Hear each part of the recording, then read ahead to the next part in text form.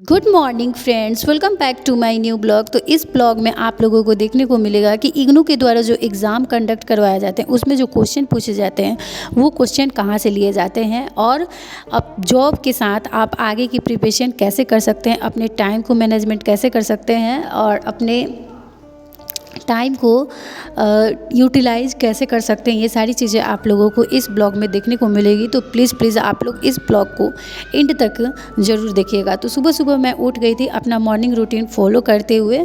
जैसा कि आप सभी लोग को पता है कि मैं सुबह में उठ के गर्म पानी पीती हूँ, उसके बाद ही अपने दिन की शुरुआत करती हूँ। तो उसके बाद मैं यहाँ पे मम्मी मेरी आटा सान के रोटी बना रही थी और बोली थी कि तुम काट दो भुजिया, क्योंकि मेरी मम्मी भी टीचर हैं और उन्हें भी स्कूल जाना होता है। तो मैं यहाँ पे सुबह सुबह मम्मी का हेल्प करवा रही हूँ।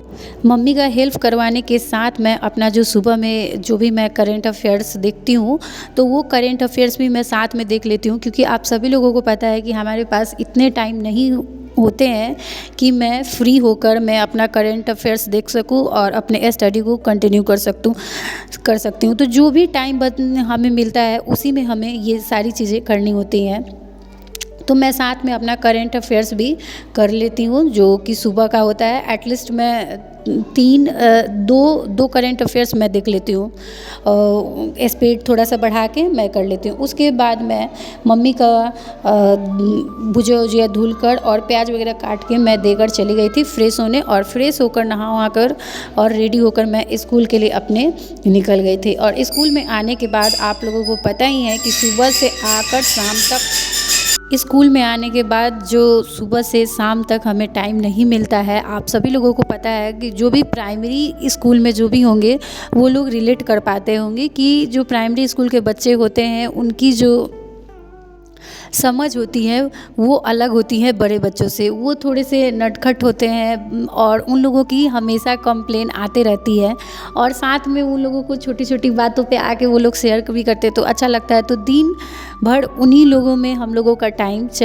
बीत जाता है, उन लोगों को पढ़ाते हुए, उन लोगों का कंप्लेन सुनते हुए, उन लोगों को छुट्टी देते हुए कि इस चीज़ के लिए छुट्टी चाहिए, उस चीज़ के लिए छुट्टी चाहिए।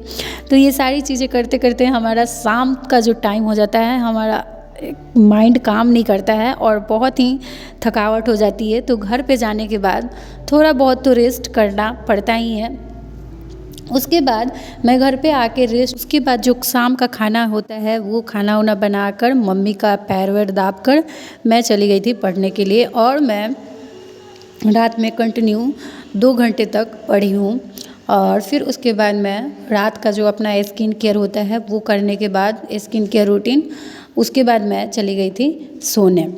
तो अब आते हैं हम अपने मेन टॉपिक पे, जो कि है इग्नू में क्वेश्चन कहाँ से पूछे जाते हैं। इग्नू के किसी भी कोर्सेज़ में जब आप एडमिशन लेते हैं तो एडमिशन के टाइम ही आपसे बुक के पैसे भी ले लिए जाते हैं। डिपेंड करता है आप पे कि आप बुक लेना चाहते हैं या नहीं लेना चाहते हैं। अगर आप बुक नहीं लेना चाहते हैं तो आप उसको स्किप भी कर सकते हैं। अगर बुक लेना चाहते हैं तो जो आप एड्रेस दिए रहेंगे अपना, उसी पे कुरियर के थ्रू वो लोग बुक प्रोवाइड करवा देते हैं। तो जो बुक आता है वो बहुत ही अच्छा बुक होता है, और वो जो भी क्वेश्चन पूछे जाते हैं वो बुक से पूछे जाते हैं। तो उसमें इकाई 1, इकाई 2, इकाई 3 करके ऐसे जितने भी टॉपिक हैं सबके नेम दिए रहते हैं, और एक एक टॉपिक को जब आप लोग पढ़ेंगे और पढ़ने के बाद क्वेश्चन दिए जाते हैं सॉल्व करने के लिए, तो ये ऐसे ही टॉपिक वाइज क्वेश्चन आता है और वहीं से क्वेश्चन पूछा जाता है। तो अगर हम इग्नू के बुक अच्छे से हम लोग पढ़ लेंगे तो और बुक की ज़रूरत नहीं पड़ेगी हमें।